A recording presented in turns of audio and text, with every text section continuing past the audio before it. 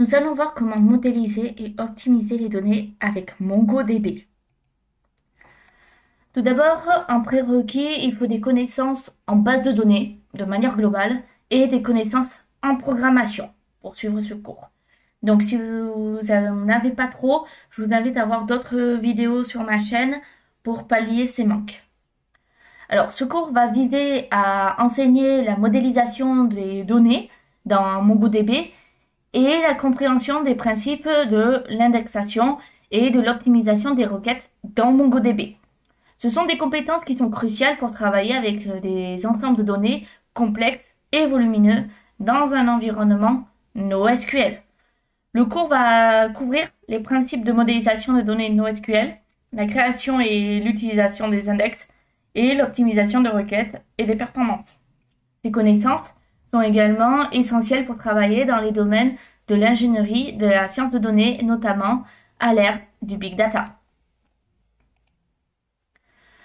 Mais tout d'abord, que veut dire NoSQL? NoSQL, qui est souvent interprété comme Not Only SQL, c'est une famille de systèmes de gestion de bases de données, SGBD, qui s'écarte du paradigme classique des bases relationnelles. Alors, ceux qui ne savent pas ce que c'est les bases relationnelles, allez voir les vidéos à ce sujet. Contrairement aux bases de données relationnelles qui vont stocker les données dans des tables structurées et faire des liens entre, les bases de données NoSQL adoptent des modèles de données plus flexibles et variés qui vont s'adapter à des types d'applications très spécifiques. L'acronyme NoSQL ne signifie pas nécessairement l'absence totale de SQL. Parce qu'en réalité, certains SGBD, NoSQL, proposent des langages de requêtes s'inspirant du SQL et permettent ainsi aux utilisateurs d'interroger et donc de manipuler les données de manière familière. Avec l'essor des bases de données NoSQL qui sont principalement liées à l'explosion de volume de données et à la variété des données également, générées par les applications modernes, les SGBD NoSQL vont offrir des solutions plus performantes et évolutives pour gérer les types de données non structurées, comme les documents JSON, les graphes et les séries chroniques. Donc pour ceux qui ne savent pas ce que c'est du JSON, allez également voir les vidéos là-dessus. Elles sont donc moins adaptées pour des données structurées et vont se montrer vraiment limitées, temps d'exécution, etc., lors de requêtes très complexes. Les bases de données NoSQL vont se distinguer des bases de données relationnelles par leur approche qui sont flexibles du stockage et de la gestion de données. Elles se divisent en plusieurs catégories principales. Chacune vont offrir des avantages et forcément des inconvénients qui leur sont spécifiques en fonction des types d'applications et des besoins en matière de performance et de scalabilité. Alors, voici quelques exemples types de bases de données NoSQL ainsi que leurs caractéristiques qui sont uniques. Par exemple, les bases de données orientées documents. Ce type de base de données va stocker les données sous format de documents JSON, XML, BSON. Chaque document est un ensemble de champs et de valeurs qui sont semblables à un objet en programmation. Cette structure est vraiment flexible et est idéale pour stocker des données semi-structurées ou non structurées, comme les profils utilisateurs ou les articles de blog. Donc comme exemple populaire, on a MongoDB, justement ce qu'on est en train de voir, ou CouchDB, C-O-U-C-H-D-B, relax. Les bases de données orientées colonnes. Alors, contrairement aux bases de données relationnelles qui vont stocker les données dans des tables, avec des lignes et des colonnes, les bases de données orientées colonnes stockent les données par colonne. Il faut savoir que cette approche est vraiment optimisée pour les requêtes analytiques et les agrégations de données sur de grands ensembles de tables. Par exemple, on retrouve Cassandra, qui est très connu, Apache HBase également. Pour les bases de données en mémoire, ces bases de données vont stocker des données dans la mémoire vive, ce qu'on appelle RAM, du serveur, ce qui va permettre des performances de lecture et d'écriture extrêmement élevées. C'est idéal pour des applications qui vont nécessiter un accès rapide aux données, comme les caches et le système de recommandation. On a par exemple Redis et Memcached. Donc les bases de données graphiques, ce sont des types de bases de données qui sont conçues pour stocker et gérer des relations entre les entités. Elles sont particulièrement utiles pour les applications qui analysent des réseaux de données comme les réseaux sociaux ou des cartes de connaissances. On a comme exemple populaire Neo4j, Titan. Donc il faut savoir que choisir la bonne catégorie de base de données NoSQL va dépendre de nombreux facteurs. On a la nature des données à stocker, qui est une évidence, les besoins en performance et en scalabilité, et les fonctionnalités spécifiques qui sont requises par l'application. Maintenant, parlons de MongoDB et de JSON. Donc MongoDB, c'est une base de données orientée documents, ce qui signifie qu'elle stocke les données sous forme de documents JSON. Alors qu'est-ce que JSON? JSON, c'est JavaScript Object Notation. Et c'est un format de données textuelles qui est assez léger et largement utilisé.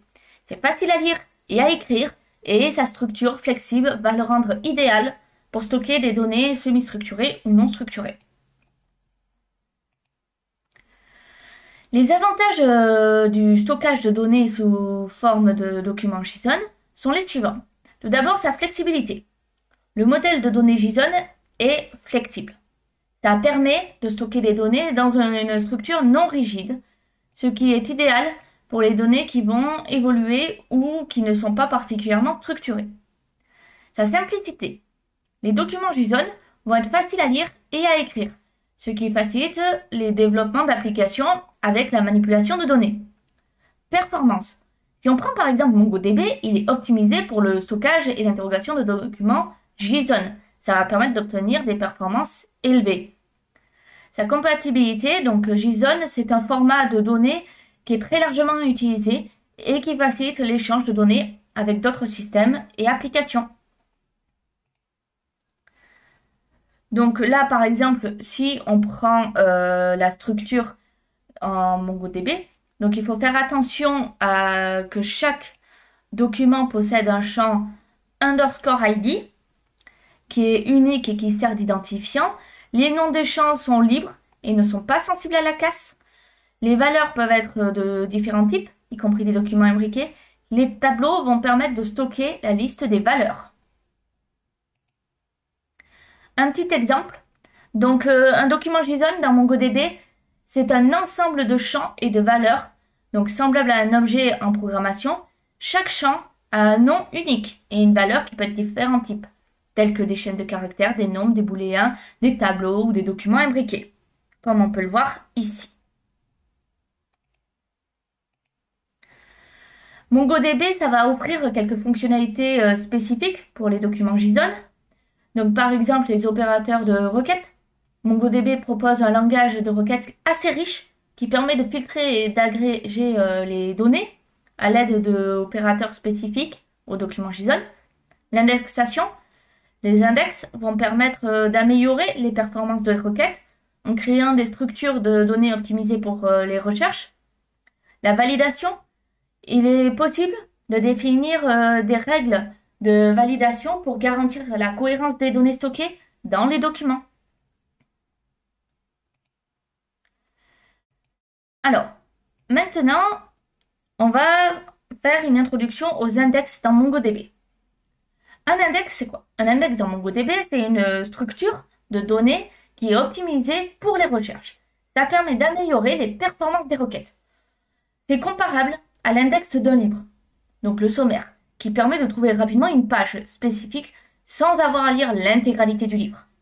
Lorsque vous effectuez une requête, si une collection MongoDB, le moteur de base de données, utilise les index disponibles pour optimiser la recherche, si aucun index n'est applicable, le moteur de base de données doit scanner l'ensemble de la collection, ce qui peut être très long et très gourmand en ressources.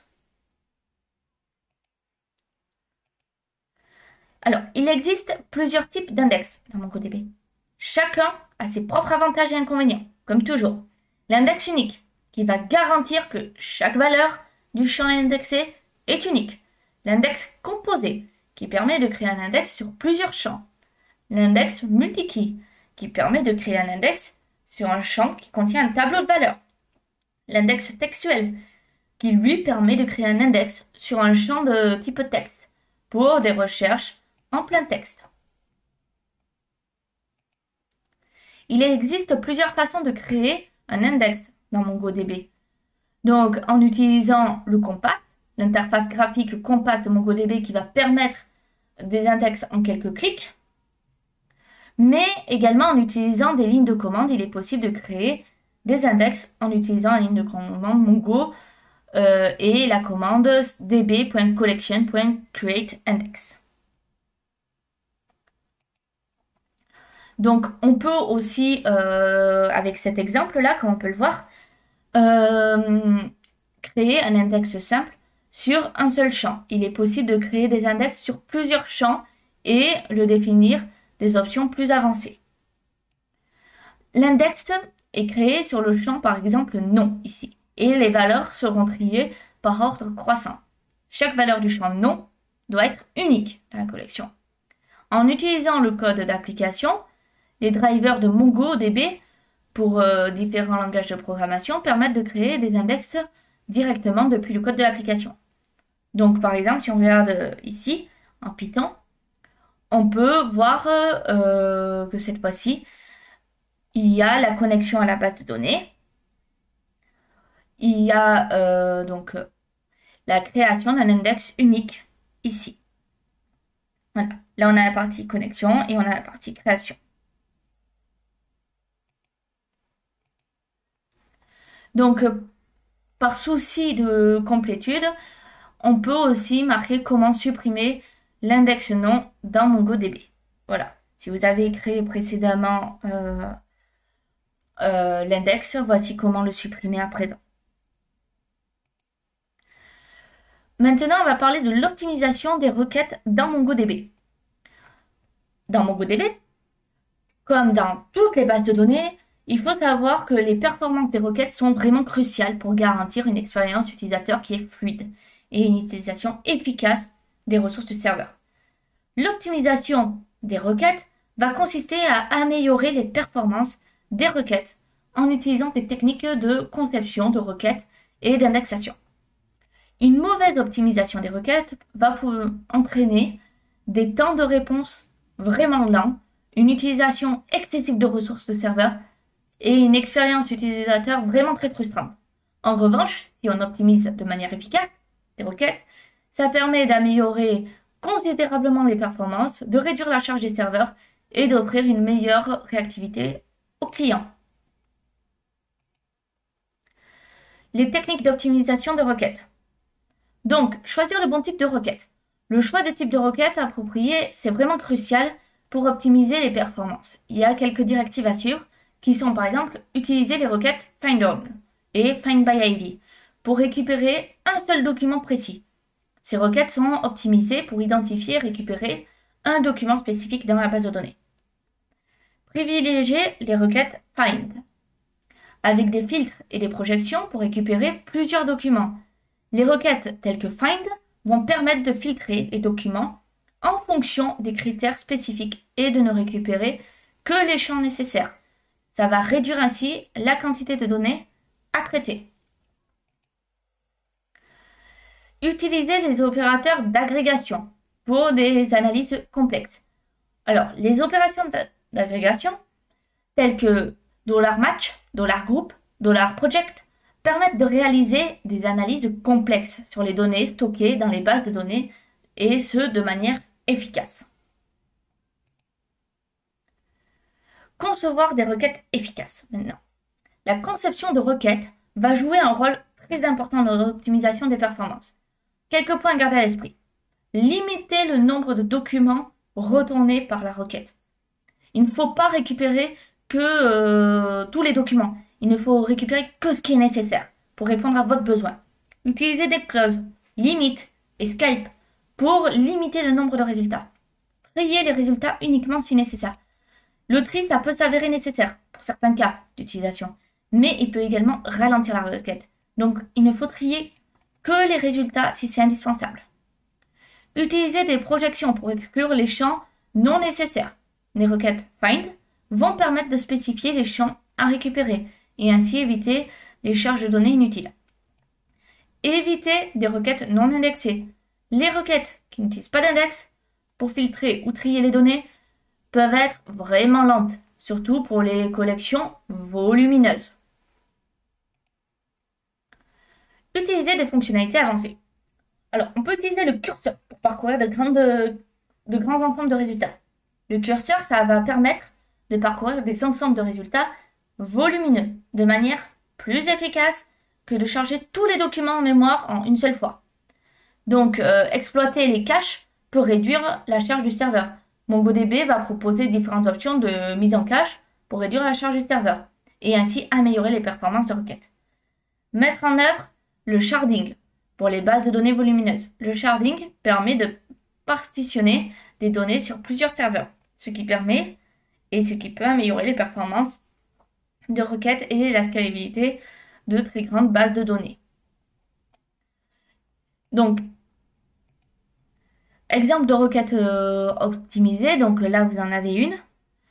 Cette requête, elle va sélectionner les 10 premiers documents de la collection utilisateur. Ensuite, on a le champ pays qui donne France et qui est trié par ordre croissant du nom puis du prénom. Cette requête est plus efficace si nous utilisons db.utilisateur.find sans aucun paramètre car elle utilise un filtre, un tri et une limitation de nombre de résultats.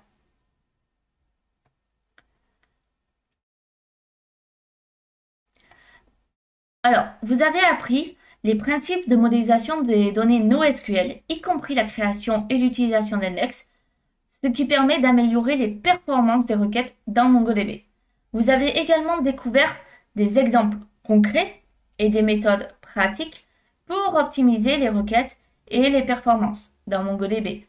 Maintenant, vous êtes en mesure de concevoir et de mettre en œuvre des données performantes et d'optimiser les requêtes pour interroger ces données, ce qui est vraiment essentiel pour des professionnels comme vous, de l'ingénierie, des données et de l'analyse de données et de la science de données.